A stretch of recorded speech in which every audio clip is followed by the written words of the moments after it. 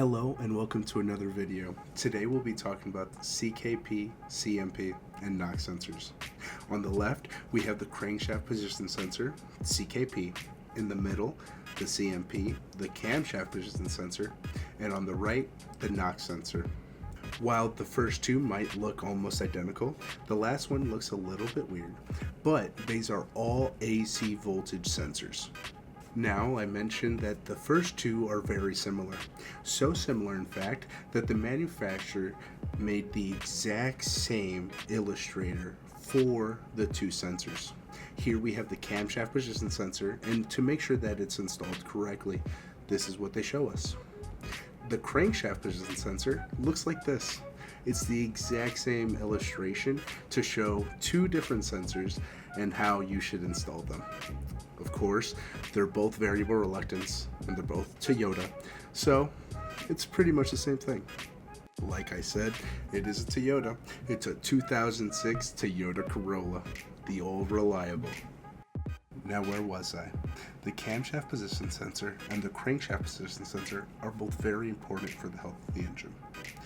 The camshaft position sensor tells the engine, the ECM, where the camshaft is in its rotation. Most of the time, it'll tell us the top dead center of the first cylinder. The crankshaft position tells us where the crankshaft is in its rotation. Using both of these, we're able to make sure that it hasn't skipped a tooth or that it's working at its optimal range. Now, both of these sensors are actually AC sensors, which means they produce their own voltage. So up here, you see me write red and black as a form of power and ground. However, this makes its own voltage. This also means that if you were to hook up a DVOM and selected direct voltage, you wouldn't get a reading. This is a good reminder to check all data before doing any back probing or checking any voltages, just to be sure that you're doing it correctly. Let's go over some DTCs. First up, P0335 would mean that the CKP sensor is sending no signal while cranking or at engine speed of 600 RPM or more. While P0339 would be a little bit more specific. That means that we're not getting any sensor signal to the ECM for 0.05 seconds or more. So think about how short a time that truly is. 0.05 seconds. That's how long it has to send a signal before it sends out that code. Now we move on to the CMP. The CMP has P0340. That means that no sensor signal is being sent while cranking or engine speed of 600 RPM or more. Now the P0341 is very interesting because it hits on that note that we talked about earlier, where the crankshaft and the camshaft position sensors both take care of each other and make sure that each other are working correctly.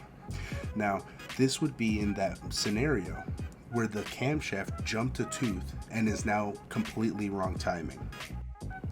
Now, let's get to the testing. Using the P-scope, I was able to back probe into a previous connection made here. And that goes all the way down to the crankshaft position sensor that's down there. I'll show it on the screen. And here we got the sensor as it's going. I'll also put this on the screen, that way you can actually see it correctly. This is actually the oscilloscope findings that was from the crankshaft position sensor. If we check this against the known good that all data gives us, it's actually a perfect reading. This was what I was referring to in the last slide.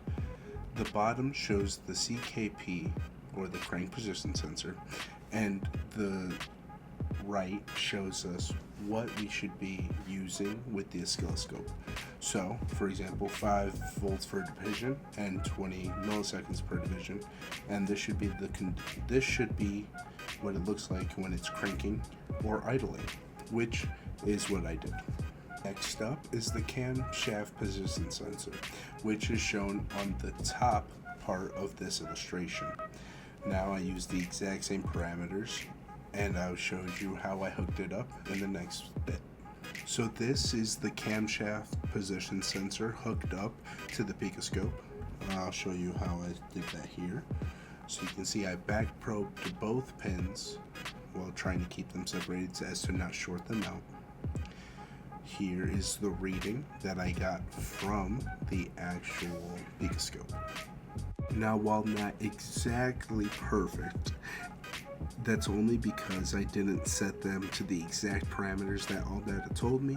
I actually felt that this showed a little bit better as to what the camshaft position sensor was actually doing, so I preferred to use this, but nonetheless pretty good. Next up, NOx sensors. Now sadly I was unable to do a lot of testing on NOx sensors, so this is mostly just talking about how they should work and how they would work in accordance to the rest of the system. Now this is the ECM connector that you would use in order to test the NOx sensor. This, in accompanying with an oscilloscope, should give you something like this. This is the known good readings for the NOx sensor. Now if the NOx sensor was not working correctly, it would set off the DTC. Now we have P0325, P0327, or P0328, depending on what the output voltage of the NOx sensor is. So you can see here, P0327 is if the NOx sensor is displaying 0.5 volts or less, while P328 is 4.5 volts or more. This kind of helps make sure that we know which it is, if it's an open or a short. Here we have the wiring diagram for the NOx sensor, and it's actually not uncommon to see the manufacturers putting a diagnostic voltage, whether that be 2.5 volts, 5 volts, or whatever they'd like to put.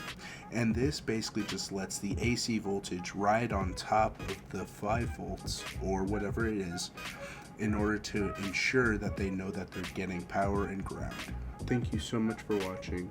Make sure to like and try to come back for next week's video.